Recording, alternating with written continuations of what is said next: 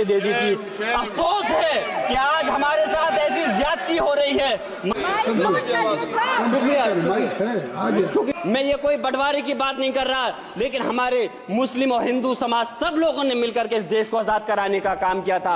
आज उनके साथ ज्यादती क्यों की जा रही है? हम लोग अपने इस मुल्क के अंदर मजबूरी से नहीं रुके, बल्कि हम जो है अपनी मर्जी से रुके थे।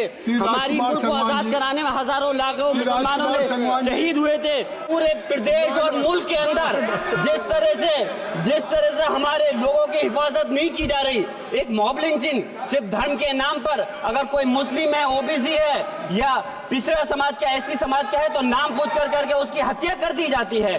बुलडोजर चलाए जा रहे हैं। हेट स्पीच, अगर कोई हम कुछ बोलते हैं तो हेट स्पीच करके मुकदमा दर्ज कर देते हैं। और जो हमारे धार्मिक आका हमारे सल्लल्लाहु अलैहि वसल्लम की शान में गुस्ताखी करता है, उनके खिलाफ कोई कार्रवाई नहीं। मैं उस संभल की सरजमी से आता हूं जहां पर 15 दिन पहले एक संविधान को कमजोर करने का काम किया गया। वहां पे जिस प्रकार से 5 मजलूमों की जान ले ली गई, जिस तरह से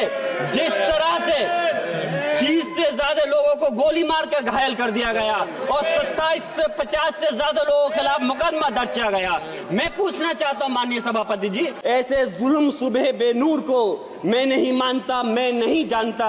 मैं भी खाइफ नहीं तख्ताए दार से, मैं भी मंसूर हूं कैदो अगियार से। क्यों डराते हो जिंदान की दीवार से? जुल्म की बात को, जहल की रात को मैं नहीं मानता, मैं नहीं जानता। बहुत बहुत शुक्रिया माननीय सभापति जी।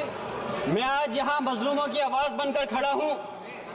उन करोड़ों भारतीय मुसलमान और अल्पसंख्यकों की जद्दोजहद और हक की बात करना चाहता हूँ जो इस देश का अटूट हिस्सा हैं। मेरे अल्फाज बंटवारे के नहीं बल्कि इत्तेहाद के हैं। मेरे अल्फाज मायूसी के नहीं बल्कि एक उम्मीद के हैं। ऐसी उम्मीद जो कि हमारे इस देश को जोड़ना चाहती है। हमारे संविधान को बनाने के लिए हमारे बाबा भीमराव अंबेडकर साहब, मौलाना अबुल कलाम आजाद साहब, डॉक्टर जाकिर हुसैन साहब ने मिलकर के इस संविधान को बहुत मेहनत के साथ बनाया था। ये सिर्फ किताब की शक्ल में देने के लिए नहीं है। आज संविधान के उस पर मैं कहना चाहता हूं कि भारत का संविधान इंसाफ, आजादी और भाईचारगी की जिंदा गवाही है और ये गारंटी देता है कि नागरिक हर मजहब, जात या नस्ल पर इज्जत के साथ गुजार सकते हैं जिंदगी। लेकिन अफसोस है, एक मुस्लिम रहनुमा की हैसियत से मुझे इस दस्तावेज पर बेपनाह फख्र है, जो कि दस्तावेज जो संविधान हमें इजाजत देता है। आर्टिकल 15 के मुताबिक किसी भी नागरिक को मजहब, जात, लिंग, नस्ल या जन्म के स्थान पर भेदभाव नहीं किया जाएगा। आर्टिकल 19 में बोलने के अभिव्यक्ति की आजादी का हक दिया गया है, जो कि हमारे अधिकारी को हक की आवाज को छीनने का आप काम कर रहे हैं। आर्टिकल 25 अपने मजहब को मानने और उस पर अमल करने की आजादी देता है। आर्टिकल 29 के तहत अल्पसंख्यकों के हकों की हिफाजत करने के लिए प्रावधान किए गए हैं। लेकिन आप तो हमारे हकों की छीनना चाहते हैं। माननीय सभापति जी, मैं आपके माध्यम से कहना चाहता हूं कि आर्टिकल 30 के अंदर अपने तालीमी इदारों को कायम करने और उनके चलाने का हक है, लेकिन हमारे साथ ज्यादती हो रही है। ये संविधान को अगर आप कमजोर करेंगे तो याद रखना, ये देश कमजोर होगा, हमारा मुल्क कमजोर होगा। जो संविधान के प्रति वफादार नहीं हो सकते, वो हमारे मुल्क के प्रति वफादार नहीं हो सकते। मैं उस संभल की सरजमी से आता हूं जहां पर 15 दिन पहले एक संविधान को कमजोर करने का काम किया गया। वहां पे जिस प्रकार से 5 मजलूमों की जान ले ली गई, जिस तरह से 30 से ज्यादा लोगों को गोली मारकर घायल कर दिया गया और 27 से 50 से ज्यादा लोगों के खिलाफ मुकदमा दर्ज किया गया। मैं पूछना चाहता हूं माननीय सभापति जी, मैं सांसद हूं, मैं अपने मुकदमे का, मैंने कहा था मुझे डर नहीं है, मेरे खिलाफ मुकदमा लिखा गया, मैं वहां मौजूद नहीं था। और ये मुकदमा जो हमारे चाहे विपक्ष के सांसद हो या सत्ता पक्ष के सांसद हो, आप याद रखिए जनता की आवाज हो, जनता के बीच में जाकर के आपके जवाबदेही बनती है। और मैंने अपनी जनता को आवाज को उठाने का काम किया, तो क्या गलत किया था? माननीय सभापति जी, सिर्फ इस बुनियाद पे मुकदमा लीजिए गया। आज मैं आपको बताना पॉइंट पे बोल रहा हूँ, संविधान पर ही बोल रहा हूँ माननीय सभापति जी।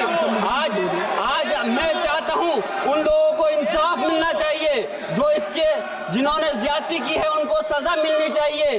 और आज एक इमाम को सिर्फ इसलिए गिरफ्तार कर लिया गया संभल के अंदर कि सिर्फ उन्होंने अजान लाउड स्पीकर से दे दी थी। अफसोस है कि आज हमारे साथ ऐसी ज्यादती हो रही है। माननीय अध्यक्ष जी, हमारा संविधान किसानों को मजबूती की बात करता है, जो इस देश की रीढ़ की हड्डी है।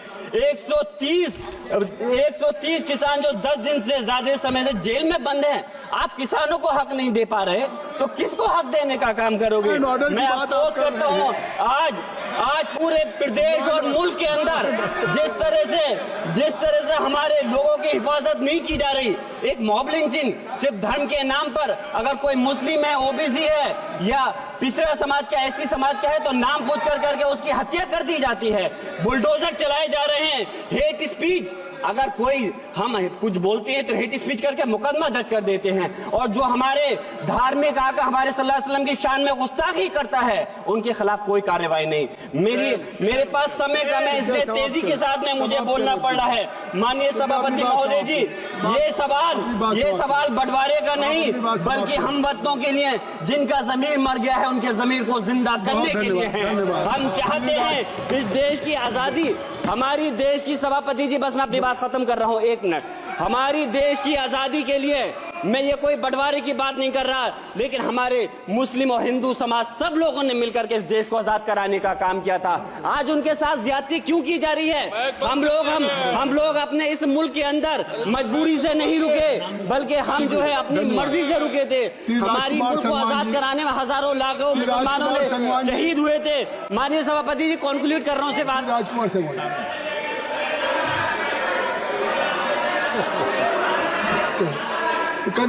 आप कंक्लूड करें ना, आप कंक्लूड कर लें। शुक्रिया माननीय सभापति जी। मैं एक मुस्लिम और अल्पसंख्यक रहनुमा के तौर पर मैं अपनी बिरादरी के लिए खास हक के मुताबिक नहीं करता। मैं सिर्फ ये चाहता हूं कि आईना के बाद संविधान के मुताबिक हर नागरिक के लिए जो वादा किया गया उसे पूरा हो, हुकूमत से कमजोर की हिफाजत को यकीनी बनाए और नफरत फैलाने वालों को सजा दे। और मैं अपनी बात इस शेर के साथ खत्म करना चाहता हूं, जो कि हबीब जालिब का शेर है। ऐसे जुल्म सुबह बेनूर को मैं नहीं मानता, मैं नहीं जानता, मैं भी खाइफ नहीं तख्ताए दार से, मैं भी मंसूर हूं कैदो अगयार से। क्यों डराते हो जिंदान की दीवार से? जुल्म की बात को, जहल की रात को मैं नहीं मानता, मैं नहीं जानता। श्री राजकुमार संगवान जी।